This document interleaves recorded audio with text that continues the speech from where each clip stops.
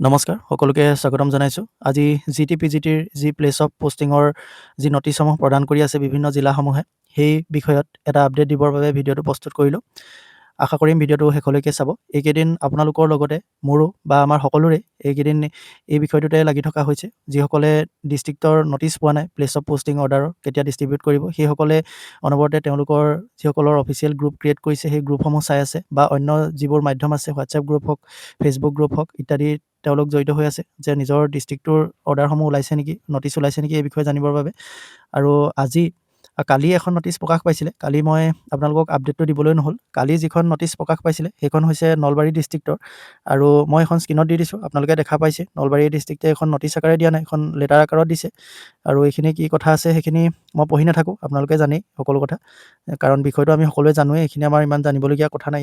ইয়াতো চেৰিমনিয়েল ডিষ্ট্ৰিবিউশ্যনৰ কথা কৈছে, আৰু যিটো এপইণ্টমেণ্ট লেটাৰ ডিষ্ট্ৰিবিউশ্যনৰ যিটো ডেট হ'ব সেইটো হৈছে 14/12/2025, আৰু টাইমটো হৈছে 9 বজাৰ পৰা পুৱা, আৰু ভেনুটো হৈছে ডিষ্ট্ৰিক্ট লাইব্ৰেৰী অডিটৰিয়াম নলবাৰী। গতিকে নলবাৰী যিসকল আছে তেখেতলোকে 14 তাৰিখে ৰাতিপুৱা 9 বজাৰ পৰা তেখেতলোকে তাত উপস্থিত হ'ব পাৰিব, আৰু চেৰিমনিয়েল ডিষ্ট্ৰিবিউশ্যনটো হ'ব। তাৰপাছতে সকলোৱে এইখিনি প্লেচ অফ পষ্টিঙৰ অৰ্ডাৰটো লৈ পেলাই নিজৰ নিজৰ স্কুলত যোগদান কৰিবগৈ পাৰিব। এইটো আছিলে কালিৰ নলবাৰী ডিষ্ট্ৰিক্টৰ যিটো আপডেট সেইটো। আৰু আজি অলপ সময়ৰ পূৰ্বে আৰু এখন নটিফিকেশ্যন লাভ কৰিছিলোঁ, সেইখন হৈছে দৰং ডিষ্ট্ৰিক্ট চাৰ্কুল মঙলদৈৰ ফালৰ পৰা। আৰু ইয়াৰ যিসকল কেণ্ডিডেট আছে তেখেতলোকক 17/12/2025 তাৰিখে 11 বজাৰ পৰা এই প্লেচ অফ পষ্টিঙৰ যি অৰ্ডাৰ সেইখিনি প্ৰদান কৰিব। গতিকে যিসকল এই ডিষ্ট্ৰিক্ট চাৰ্কুলৰ আণ্ডাৰত হয় তেখেতলোকে গৈ পেলাই নিজৰ নিজৰ প্লেচ অফ পষ্টিঙৰ অৰ্ডাৰসমূহ 17 তাৰিখে সংগ্ৰহ কৰি তেওঁলোকে স্কুলত যোগদান কৰিব পাৰিব। বাকী এতিয়ালৈকে লাভ কৰা যিখিনি নটিচ আছিলে বা যিখিনি আপডেট আছিলে সেইখিনি ইমানেই।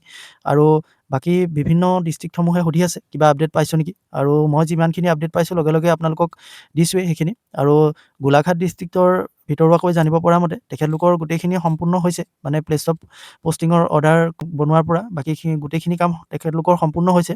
গতিকে গোলাঘাট ডিষ্ট্ৰিক্টৰো অতি সোনকালে তেখেতলোকে নটিচ প্ৰদান কৰিব। আৰু হয়তো এনেকুৱা হ'ব পাৰে যে তেখেতলোকে বিভিন্ন ডিষ্ট্ৰিক্টসমূহে যিহেতু চেৰিমনিয়েল ডিষ্ট্ৰিবিউশ্যন পাতি পেলাই তেখেতলোকে এই প্লেচ অফ পষ্টিঙৰ অৰ্ডাৰসমূহ ডিষ্ট্ৰিবিউট কৰাৰ কথা চিন্তা চৰ্চা কৰি আছে। সেয়েহে এনেকুৱা হ'ব পাৰে হয়তো তেখেতলোকৰ যিসকল গাৰ্জেন মিনিষ্টাৰ আছে সেই গাৰ্জেন মিনিষ্টাৰসকলে টাইম দিব পৰা নাই, তেনেকুৱা হ'ব পাৰে। বা এনেকুৱা হৈছে কিছুমান ডিষ্ট্ৰিক্টত কেণ্ডিডেটৰ সংখ্যা অলপ কম আছে, গতিকে তেখেতলোকক সোনকালে দিব পাৰিছে, আৰু কিছুমানত কেণ্ডিডেট বহুত বেছি হ'ব পাৰে।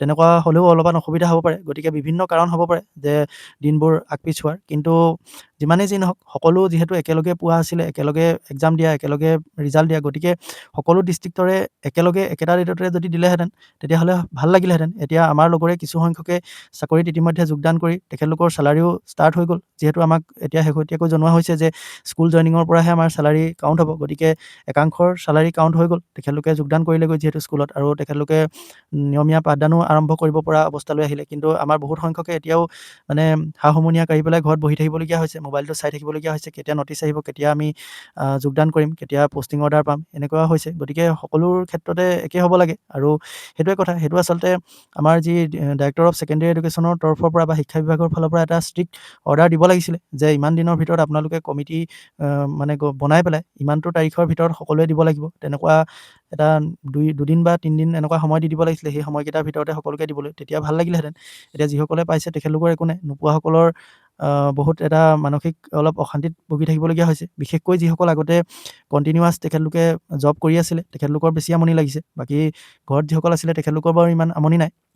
যিসকল সদায় ৰাতিপুৱা ওলাই যায় নিজৰ কামৰ বাবে, বিশেষকৈ শিক্ষকতাৰ লগতে জড়িত হৈ আছিলে, প্ৰাইভেটেই হওক বা গভৰ্ণমেণ্টেই হওক, তেখেতলোকৰ বেছি আমনি লাগিছে। আৰু এইটো এটা আচলতে আমাৰ যিটো আমাৰ কণ্টিনিউটি যিটো ব্ৰেক হৈ যায়, আৰু গতিকে অকণমান অসুবিধাও হয়। গতিকে যদি একেটা কনচিষ্টেণ্ট এটা ৱেত যদি আমি জবটোত আকৌ জইন কৰিবলৈ পালোঁহেঁতেন তেতিয়াহ'লে ভাল আছিলে, আৰু ব্ৰেক হৈ যোৱাৰ লগে লগে অকণমান অসুবিধা হয়।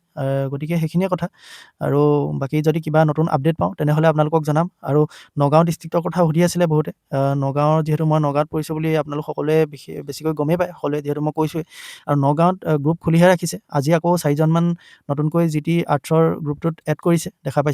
আৰু আজি ভাবিছিলোঁ নটিচ আহিব বুলি, কিন্তু নটিচ নাহিলে, কাৰণ কালি নগাঁৱৰ ছায়েন্সৰ গ্ৰুপটো ক্ৰিয়েট কৰিছে বুলি গম পাইছিলোঁ, কিন্তু ছায়েন্সত এতিয়ালৈকেও বহু সংখ্যক কেণ্ডিডেটক এতিয়াও এড কৰা নাই বুলি শুনিছোঁ আৰু এজন দুজনকৈ এড কৰি আছে। কি ছিষ্টেমত তেওঁলোকে এজন দুজনকৈ এড কৰি আছে মই জানিব পৰা নাই। গোটেই নাম্বাৰখিনি একেলগে উলিয়াই লৈ একেলগে এড কৰা নাই। আকৌ কেইজনমানক এসপ্তাহমানৰ মূৰত এড কৰিছে, দুজনমানক এদিন কৰিছে, দুজনমানক দুদিনৰ পিছত কৰিছে। কি কৰি আছে তেখেতলোকেহে জানে। আজি এটা আপডেট আহিব বুলি ভাবিছিলোঁ, কিন্তু একো আপডেট নাহিলে। বাকী দেখা যাওক কাইলৈ কি আপডেট আহে। মুঠতে অহা সপ্তাহৰ ভিতৰত যে সকলোৰে এই প্লেচ অফ পষ্টিঙৰ অৰ্ডাৰ লাভ কৰিব সেইটো নিশ্চিত। গতিকে আপোনালোক সকলোৱে ৰেডি হওক এতিয়া। অহা সপ্তাহত কিন্তু সকলোৱে প্লেচ অফ পষ্টিঙৰ যি অৰ্ডাৰ সেইটো লাভ কৰিব। আমাৰ বেছিভাগ ডিষ্ট্ৰিক্টৰে কাম ইতিমধ্যে সম্পন্ন হৈছেই আৰু তেখেতলোকে গোটেই কামখিনি তলে তলে কৰি আছে আৰু তেখেতলোকে বিভিন্ন এপ্ৰুভেল লাভ কৰিবলৈ বাকী আছে। মানে কিছুমান গাৰ্জেন মিনিষ্টাৰে সময় দিব পৰা নাই চেৰিমনিয়েল ডিষ্ট্ৰিবিউশ্যনৰ বাবে। গতিকে তেনেকুৱা কাৰণত তেখেতলোকে দিনটো ঘোষণা কৰা নাই বা নটিচ প্ৰদান কৰা নাই।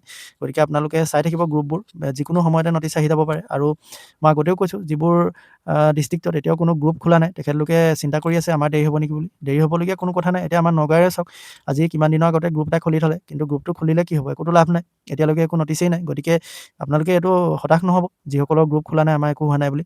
গ্ৰুপ খুলিব, আজি গ্ৰুপ খুলি আপোনালোকৰ আগবেলা গ্ৰুপ খুলি পিছবেলাও নটিচ দি দিব পাৰে। গতিকে সেইটো কোনো ডাঙৰ কথা নহয়।